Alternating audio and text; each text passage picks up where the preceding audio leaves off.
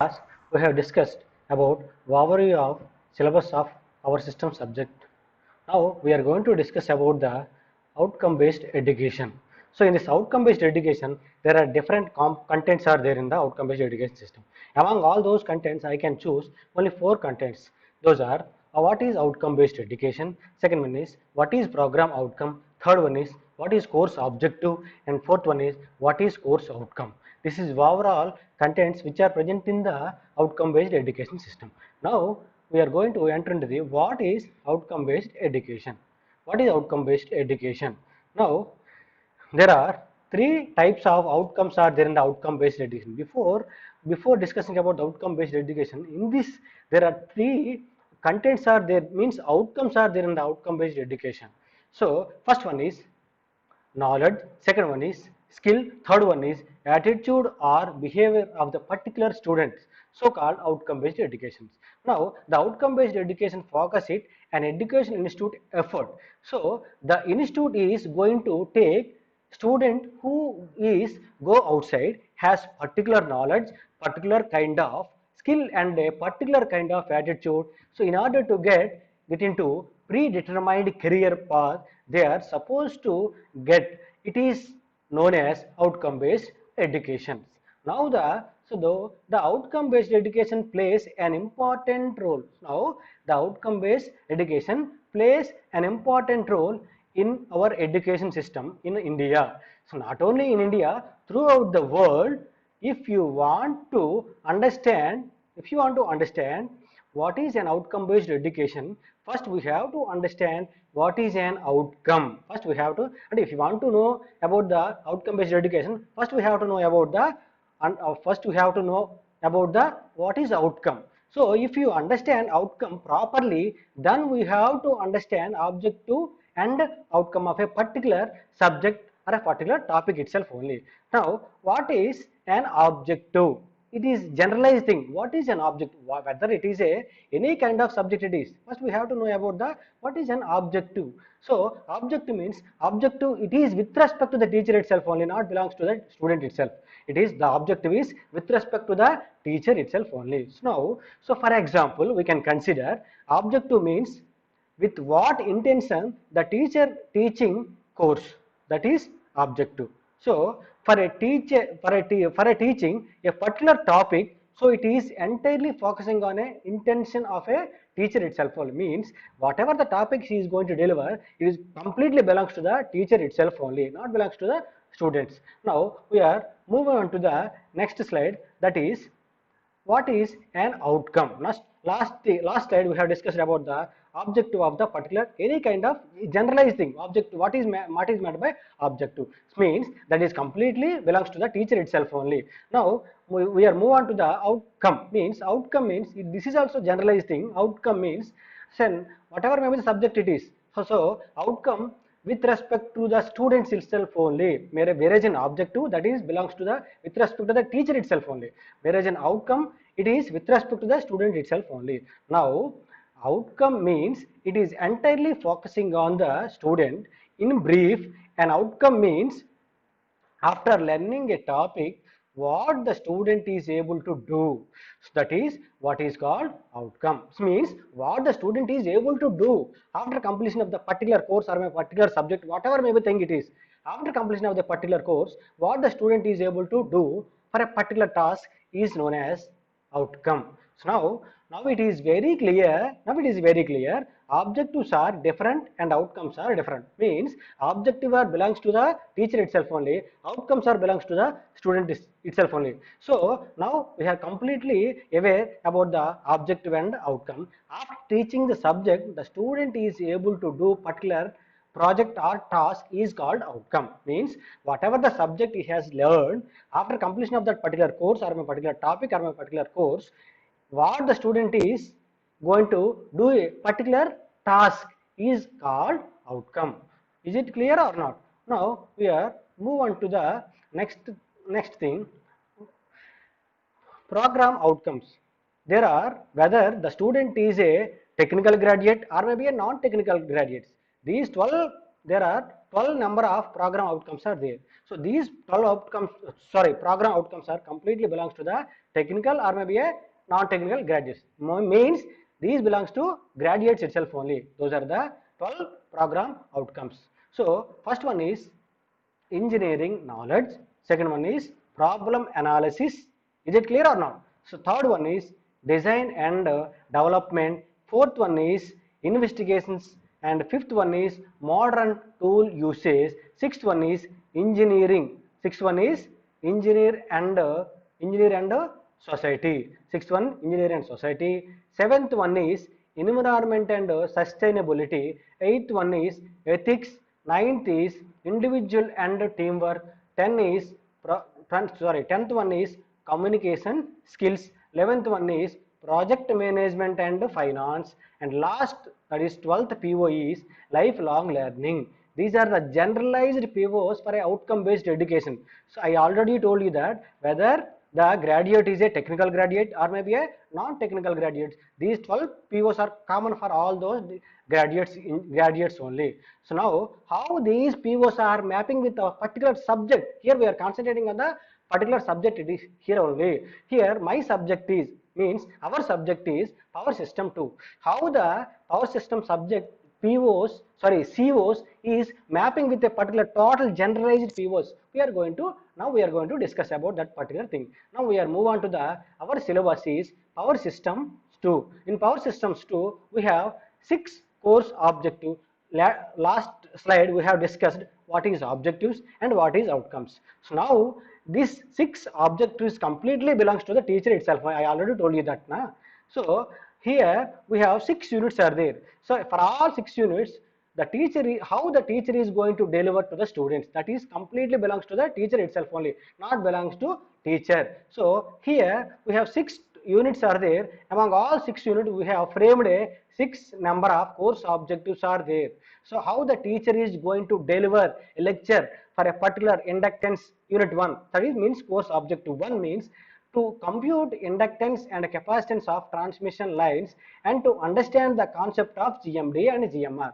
Means after deliver, means how the teacher is going to deliver this a particular topic. So unit number 1, that is belongs to course objective 1.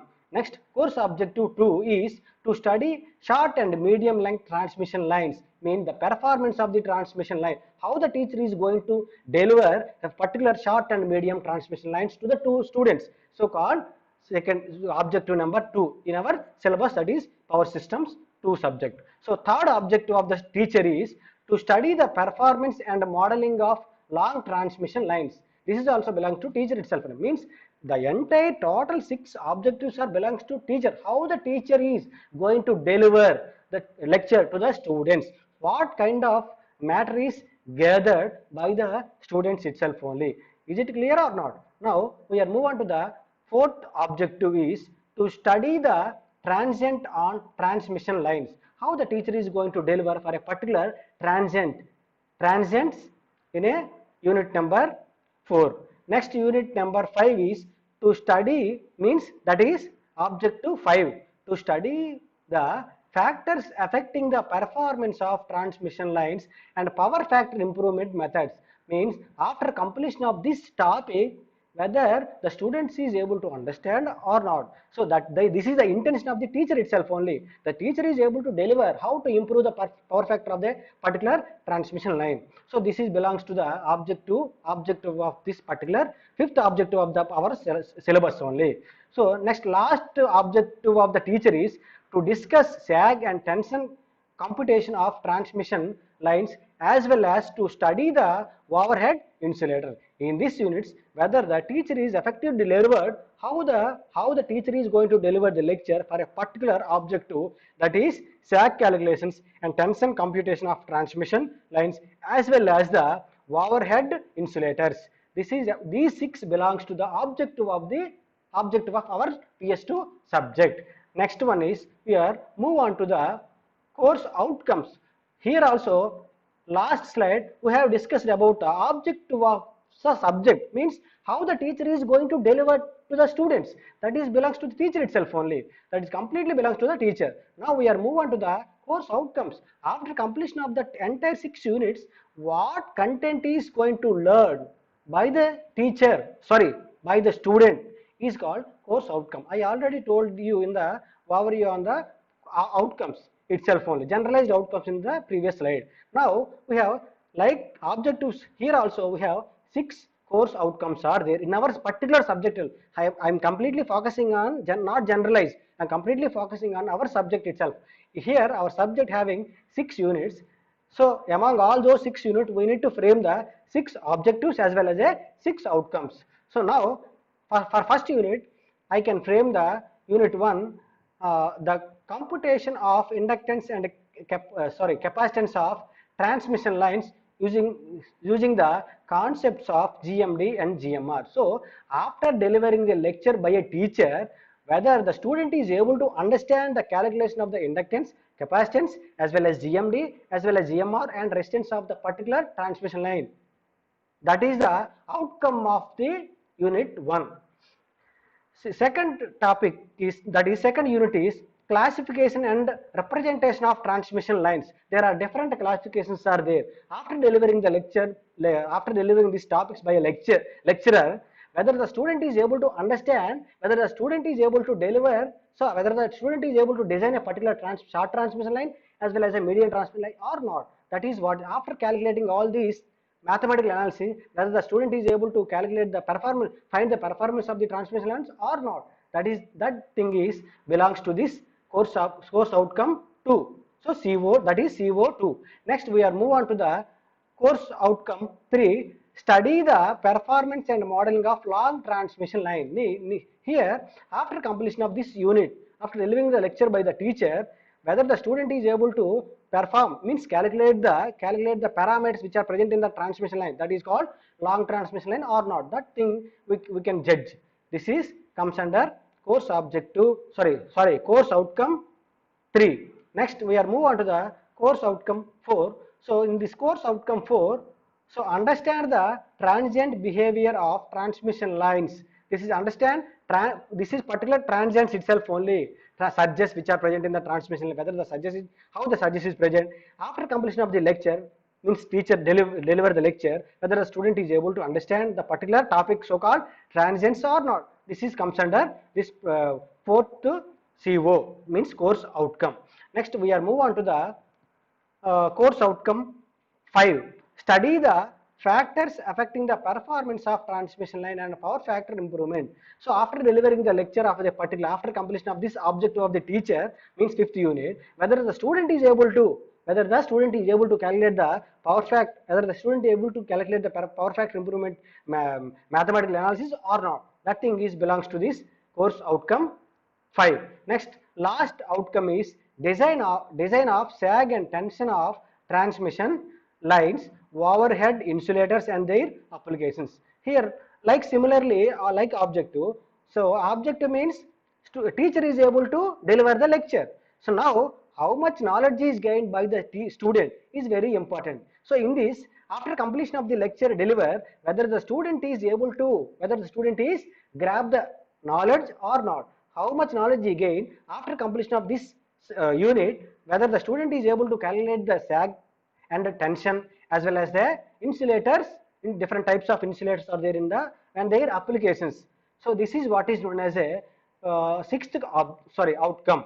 So these are the 6 outcomes are there and 6 objectives are there in our subject. Now after completion of this entire course, that is power systems 2, we have already told you that 12 generalized POs are there or not. Now we are mapping these 6 COs with 12 POs. Our complete PS2 we have 6 course outcomes are there or not. These 6 course outcomes, like for example, I can consider for particular CO1, whether CO1 is mapping with the engineering knowledge or not, that we can compare. If it is map, we can map that may be high level or maybe low level. If it is high, we can choose it 3. If it is medium, we can choose it 2.